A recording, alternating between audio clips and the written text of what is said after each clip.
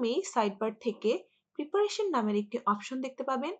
এখানে ক্লিক করলে create new food প্রিপারেশনে গিয়ে আপনারা একটি ফুড প্রিপেয়ার করে নিতে পারবেন তার ইনগ্রেডিয়েন্টগুলো সিলেক্ট করে।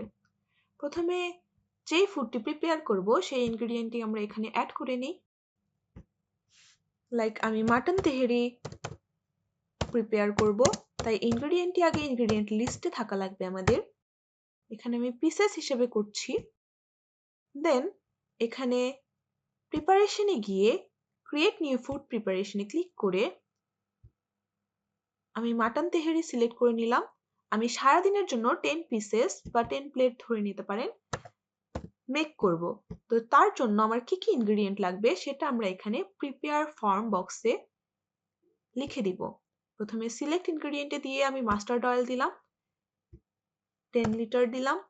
মাল্টিপল ইনগ্রেডিয়েন্ট অ্যাড করতে হলে এখানে অ্যাড ইনগ্রেডিয়েন্ট সিলেক্ট করব।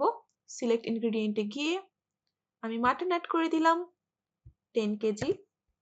আবার অ্যাড ইনগ্রেডিয়েন্টে গিয়ে আমি চিনি গুঁড়া রাইস অ্যাড করে দিলাম 10 কেজি।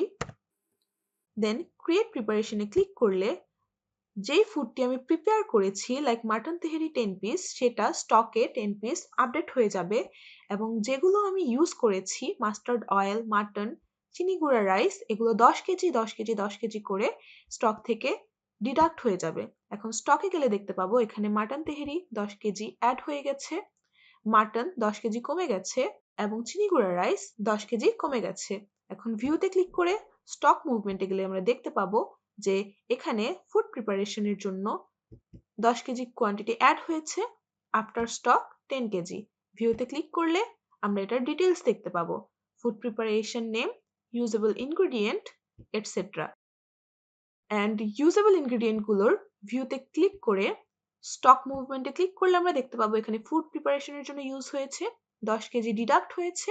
বিফোর স্টক ছিল 5 কেজি, তাই আফটার স্টক আছে এখন -5 কেজি।